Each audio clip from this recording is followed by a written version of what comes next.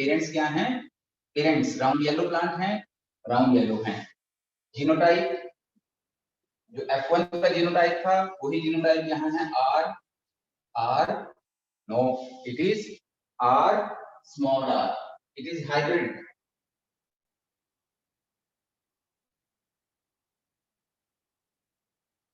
RY और इधर क्या होगा? R no.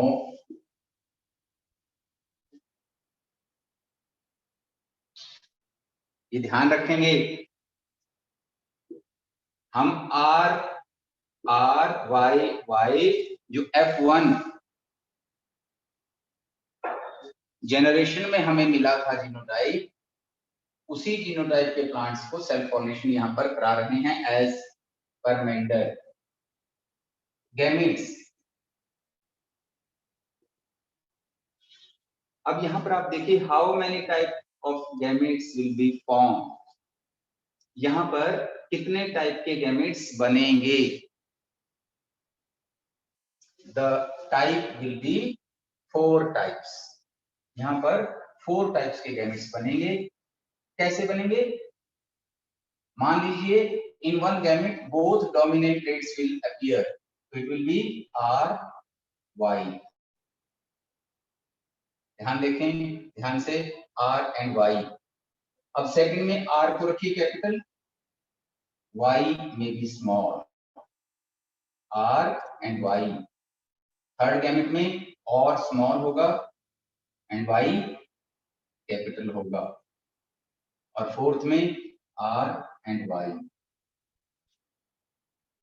4 types of gametes are formed।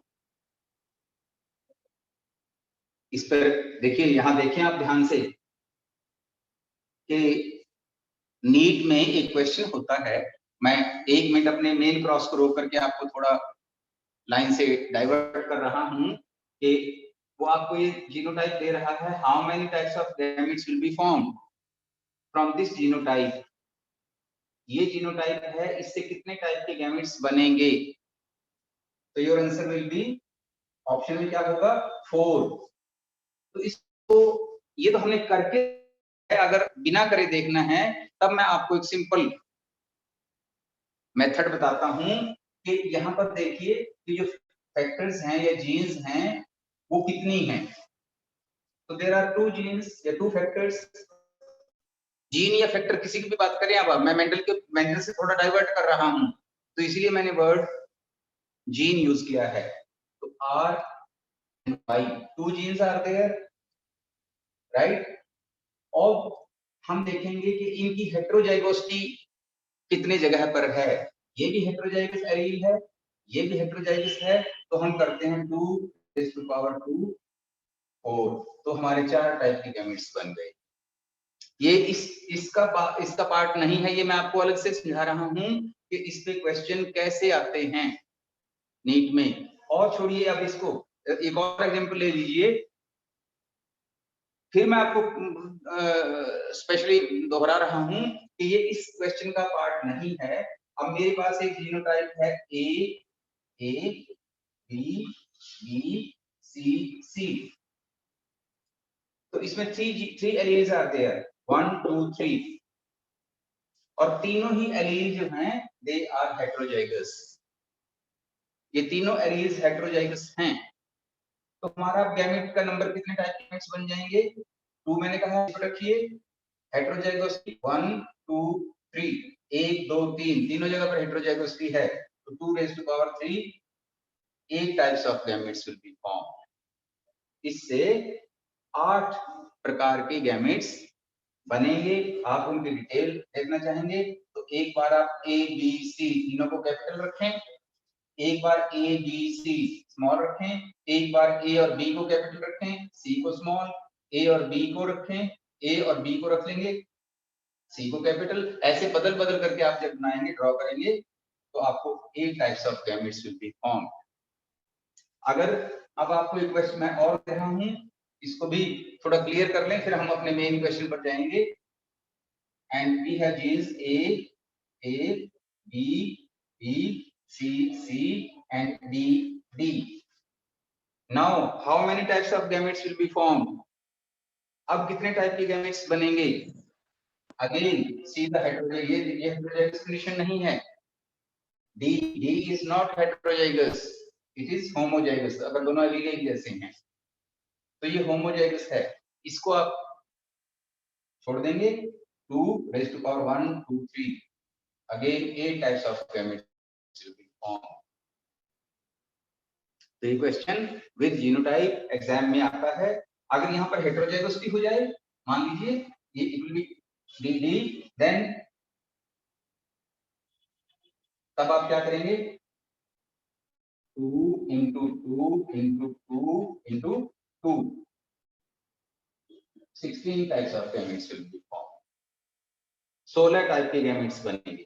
अगर एक भी हेटेरोजाइगस नहीं रहा तो इसकी हेटेरोजाइगोसिटी को रिड्यूस करें, यहाँ पावर 3 करेंगे तो 8 टाइप्स। इसको माइंड में रखेंगे। ये हालांकि इस क्वेश्चन का पार्ट नहीं था, बट क्योंकि इस पर क्वेश्चन होता है एग्जाम में तो मैंने आपको ये बता दिया है। मैं अपने फिर डाइहाइब्रिड क्रॉस पर जाता हूं, आपको एक्सप्लेन करता हूं। अब इससे कितने टाइप के गैमेट्स बनेंगे? How many types of gametes will be formed from this? अब तो क्लियर होना चाहिए आपको। वही है जो यहाँ है, वहीं पर वही गैमेट्स वहां हैं। और ये हमने मेल प्लांट लिया है, ये फीमेल है, तो इसके भी आर आर आर, सॉरी इसको ठीक करते हैं, स्पेस प्रॉब्लम है उधर। R Y R Y R Y and R Y, 4 types of gametes are form. यानी कि जो गैमेट्स यहां बन रहे हैं जिस जीनोटाइप के साथ, वो ही यहां बन रहे हैं। अब हम इनको पनेट स्क्वायर से शो करते हैं। Let me show it by Punnett square. मैं इसको रब कर रहा हूं स्पेस क्रिएट करने के लिए। यहां पर सेम, यहां पर भी हम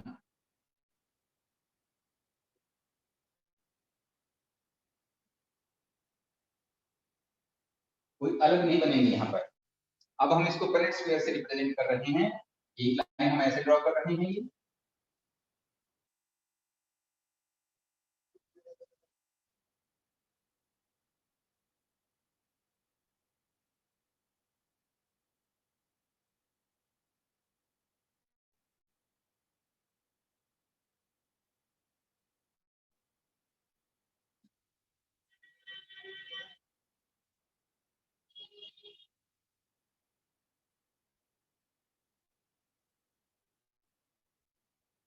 ये एग्जाम में पनेट स्क्वायर से शो करना आता है।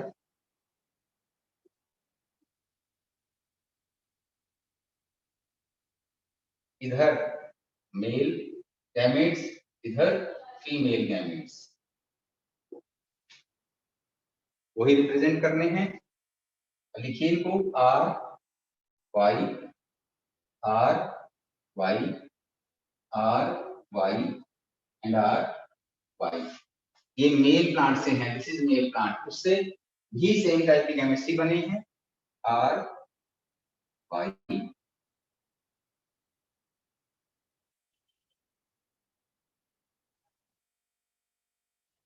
इसके बाद आपके पास ये 16 ब्लॉक्स बने हैं। 1 2 3 4 1 2 3 4 16। अब जब आप इनको आपस में क्रॉस करा रहे हैं, पहले देखिए आर वाई वाई, ऊपर लिखेंगे, थोड़ा स्पेस देंगे नीचे। R R Y Y R R Y Y.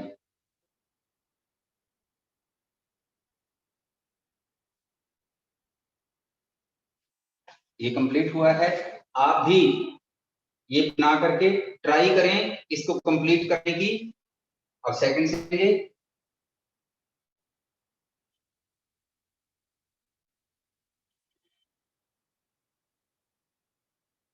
और ये ट्रेडिशन होता है कि dominant allele is written first. पहले आप स्मॉल लेटर को नहीं लिखेंगे, पहले डोमिनेंट जो एलील है उसको लिखते हैं। अब इसमें जाइए,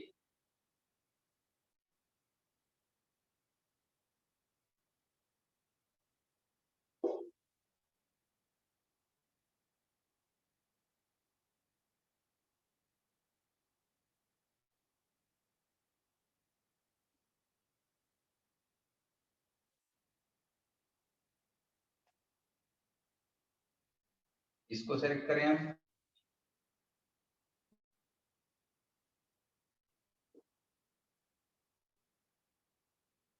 no capital, both are capital.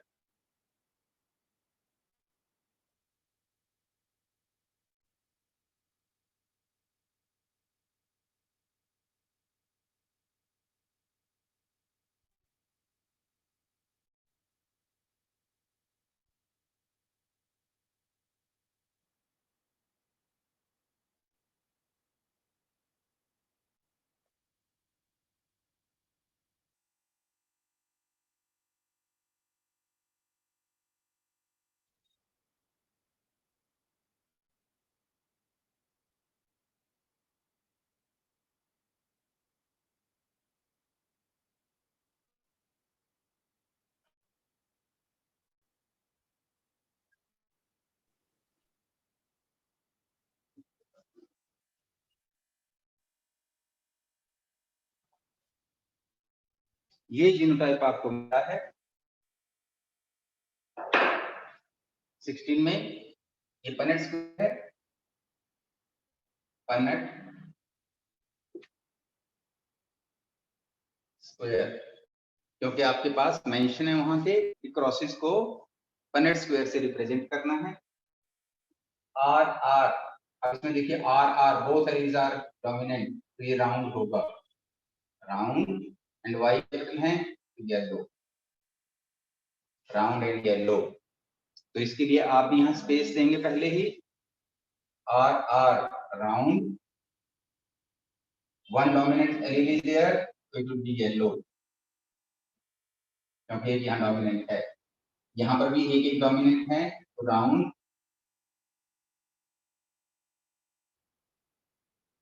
Yellow, are और वाई राउंड येलो, ये राउंड आर है तो वाई है येलो, ये राउंड, अब देखिए यहाँ पर बोथ वाई स्मॉल, तो it means it is green, क्योंकि वाई किसको रिप्रेजेंट कर रहा है डोमिनेंट फॉर्म में, वाई येलो कलर को कोटलेडन के, अब ये ग्रीन कोटलेडन का कलर हो जाएगा। यहाँ पर राउंड येलो, ये राउंड, अब फिर देखिए दोनों Y green, round yellow, Y capital है, आर कैपिटल है, तो round yellow, R Y round, R से राउंड, वाई से येलो। अब देखिए R R both small recessive, तो अभी क्या वाई कैपिटल क्या है? रिंकल्ड, वाई कैपिटल आएगा, yellow, R R both small wrinkled, Y capital, देखिए see Y is capital, Y is, अच्छा take it as Y, even then it will be wrinkled yellow, wrinkled yellow, yes, y is capital, yes, thank you for correction। यहाँ पर wrinkled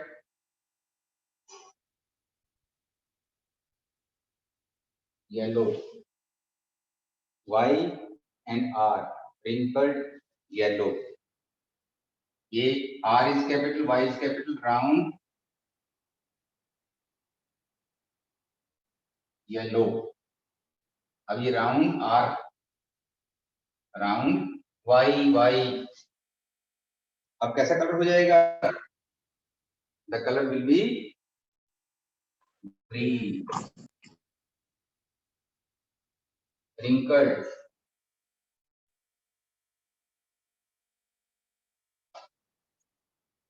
And wrinkled.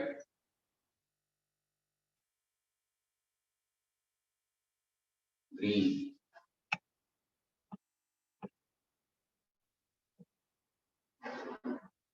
अब इनको count करें, आप count करें. जो parents two types के फिनोटाइप और जीनोटाइप में थे, अब वो कुछ डिफरेंट रेशियो शो करेंगे. Round yellow, count the round and yellow. ऊपर से रब कर देता हूं, पर हमें चाहिए ये. अब हम काउंट करेंगे.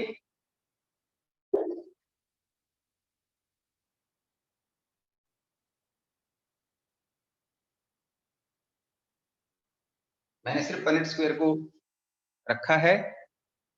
Round yellow,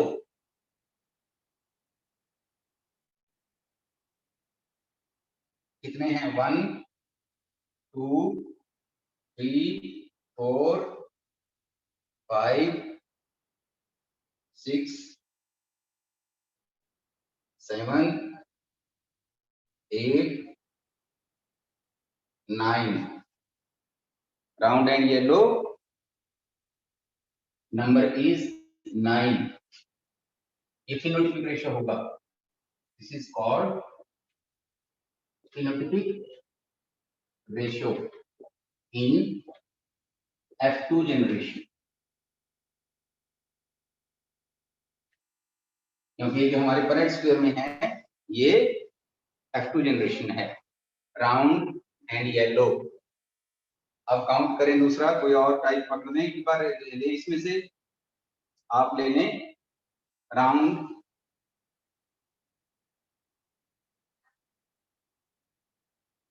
green. इनको काउंट करें. Round and green. ये ऐसे करके कर लें. राउंड ग्रीन, क्योंकि नंबर तो फिर कंफ्यूज हो जाएगा. राउंड ग्रीन और राउंड ग्रीन. ये देखिए क्रॉस करते हैं, इसके नीचे क्रॉस से पता लगेगा आपको.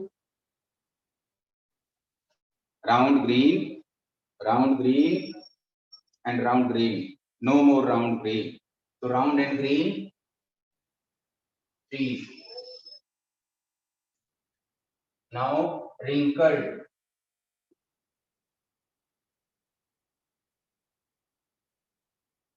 येलो. wrinkled येलो को करें. अब आप इनके नीचे डबल क्रॉस लगा दें. देखें wrinkled येलो कहाँ है? डबल क्रॉस लगा दिया आपने. wrinkled yellow,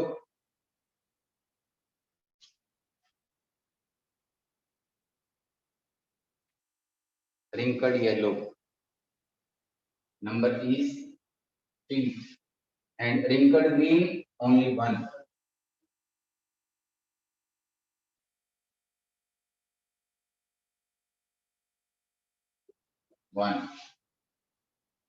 So this is Mendel's F2 phenotypic ratio in dihybrid cross. From ये हमें जो दिया है from dihybrid cross दिया.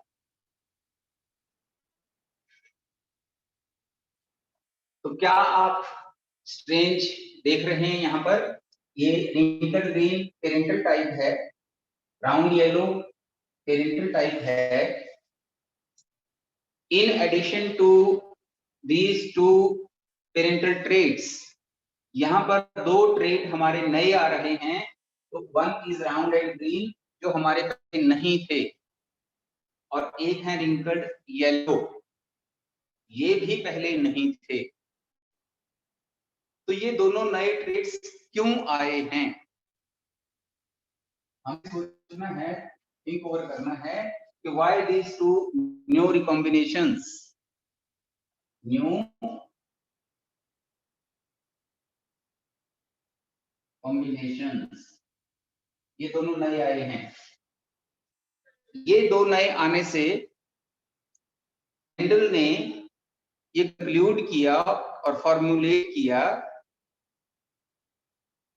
कि जो फैक्टर्स हैं, अलग अलग जो ट्रेट हैं, उनके जो फैक्टर्स हैं वो इंडिपेंडेंट हैं अपने इनहेरिटेंस में, यानी वो एक जनरेशन से नेक्स्ट जनरेशन में जाते समय इंडिपेंडेंटली पास ऑन होते हैं and do not interfere with inheritance of the other factor of any other factor of the other trait, किसी दूसरे ट्रेट के फैक्टर से वो इंटरफियर नहीं करते। इंटरफियर ना करने के कारण ही राउंड और ग्रीन का एक नया कॉम्बिनेशन हमारे पास पैदा हो गया, रिंकल्ड येलो ये भी एक नया कॉम्बिनेशन पैदा हुआ है। तो हमने क्या मेंडल ने इससे कौन सा लॉ फॉर्मुलेट किया, कंक्लूजन क्या ड्राइव किया इससे, आपको ये फिनोटाइपिक रेशियो शो करना है, एग्जाम में पूछा जाता है। अब इसमें से वो दे देता है आपको क्वेश्चन। देखिए फिर मैं यहाँ 1 मिनट के लिए रोक रहा हूँ, पर बिफोर कंक्लूजन पर जाने से पहले मैं यहाँ कहता हूँ कि इन Mendel's F2 dihybrid F2 ratio या F2 cross, what is percentage of wrinkled green seeds, wrinkled green seeds की परसेंटेज कितनी है, और वो कई ऑप्शंस आपको देगा। तो आप देखिए 1 आउट ऑफ कितने हैं 16, ये 16 है, 9 3 3 एंड 1 16, तो 1 अपॉन 16 इंटू 100, तो इसको कर लीजिए, परसेंटेज क्या हो जाएगी आपके पास 6.25, 6.25% जो होंगे वो रिंकल्ड ग्रीन होंगे। ऐसे ही वो किसी की परसेंटेज आपको पूछ सकता है, रिंकल्ड येलो 3/16 इंटू 100, आप निकाल लीजिए परसेंटेज को। इस तरह के क्वेश्चंस भी वहां होंगे। आपको वो दे सकता है कि how many types of new combinations are form, तो न्यू कॉम्बिनेशन होंगे केवल 2। इस क्रॉस में से कई क्वेश्चंस डिराइव किए जाते हैं, तो आपको इस क्रॉस को अच्छी तरह से अंडरस्टैंड करना है। राउंड येलो कितने हैं 9, परसेंटेज में कितने हैं 9/16 इंटू 100 करके निकालने की। आप अगर आपको राउंड ग्रीन कहता है तो 3 जो सेम जो दोनों कॉम्बिनेशन है वो इक्वल परसेंटेज में पैदा हों। तो इसको नीट के एग्जाम के लिए आप जरूर देखेंगे एक बार कि परसेंटेज प्रूव कैसे। ये बताने के बाद मैं इसके कंक्लूजन पर देखता हूँ हाइब्रिड क्रॉस से क्या कंक्लूजन मेंडल ने निकाला था, कौन सा लॉ फॉर्मुलेट किया था। From this F2 ratio of 9331, Mendel concluded and formulated law of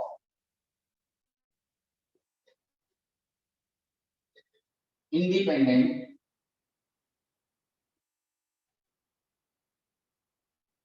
assortment, law of independent assortment। ये अब इसको थर्ड लॉ, क्योंकि इनिशियली जब मेंडल पर पब्लिश हुआ तो कई लॉज रखे गए थे, बाद में उन लॉज को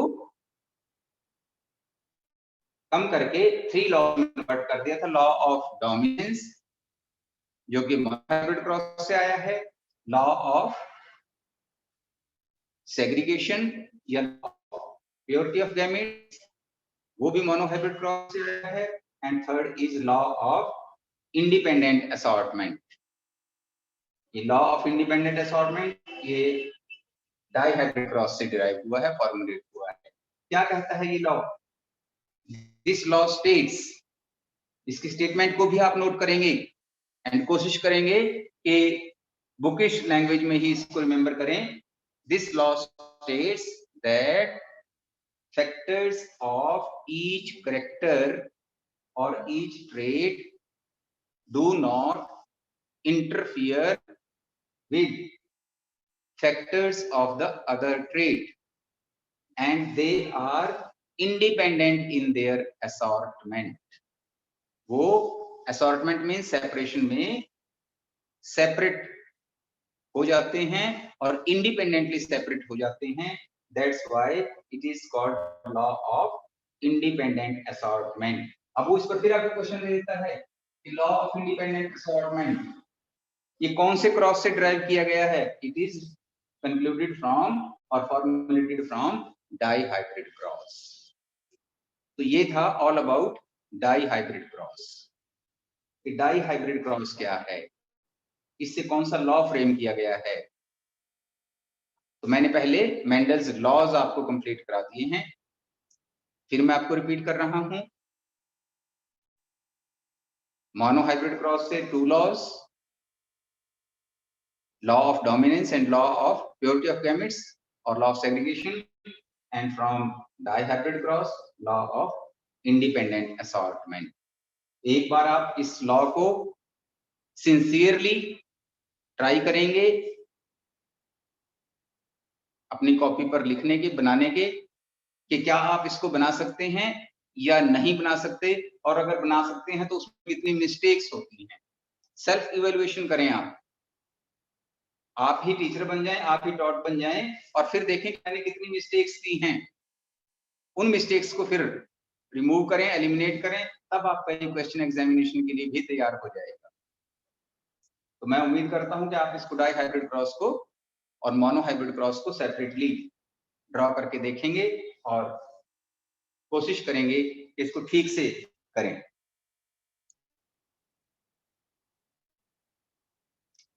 अब हम इसको 1 मिनट के लिए, मैं 2 मिनट आपको दे रहा हूं, इसको एक बार टॉप टू बॉटम जहां आपने अगर लिखा है, अगर नहीं लिखा है तो मैं सजेस्ट करूंगा कि इसको लिखा करें, और अगर लिखा है तो एक बार 2 और 3 मिनट्स इसको लगाएं, देखें कि ये क्या है, फिर मैं नेक्स्ट स्टार्ट करता हूं.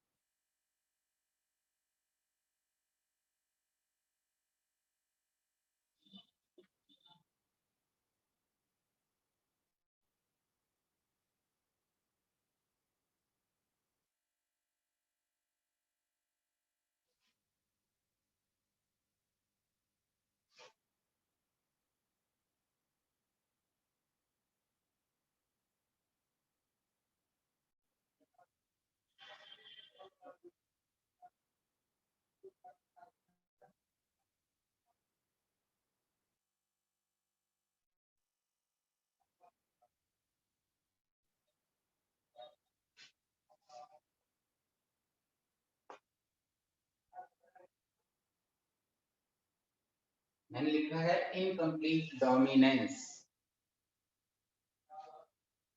मेंडल ने तो डोमिनेंस की बात की थी, not that of incomplete dominance. तो ये अब नॉन मेंडेलियन यानी वो इनहेरिटेंस है ये जो मेंडल को फॉलो नहीं करती, मेंडल के लॉज से कुछ अलग हैं, सेपरेट हैं, इसीलिए हम इनको कई बार नॉन मेंडेलियन इनहेरिटेंस भी बोलते हैं। Codominance and multiple allelism, all these three आपके एनसीईआरटी में यही तीनों दिए गए हैं। ये तीनों एग्जांपल्स हैं उस इनहेरिटेंस के जो मेंडल को फॉलो नहीं करती है। पहले मेरे पास इनकम्प्लीट डोमिनेंस है, इसके एग्जांपल्स आप जरूर नोट कर लें, ये क्या है, कैसे हम इनको करूंगा। इनके एग्जांपल्स कई बार नीट में होते हैं कि इनकम्प्लीट डोमिनेंस का कौन सा, which of the following is an example of incomplete dominance. किसमें इनकम्प्लीट डोमिनेंस होती है? अगर हम प्लांट्स की बात कर रहे हैं, प्लांट्स, इनमें स्नैपड्रैगन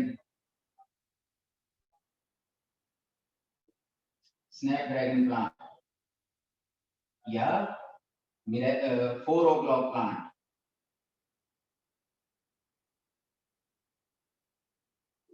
दोनों में स्नैपड्रैगन एंड 4 o'clock प्लांट, जिसको साइंटिफिक नेम हम मिराबिलिस या लैपा देते हैं, इसका एग्जांपल, ये एग्जांपल है इनकम्प्लीट डोमिनेंस का। और एनिमल्स में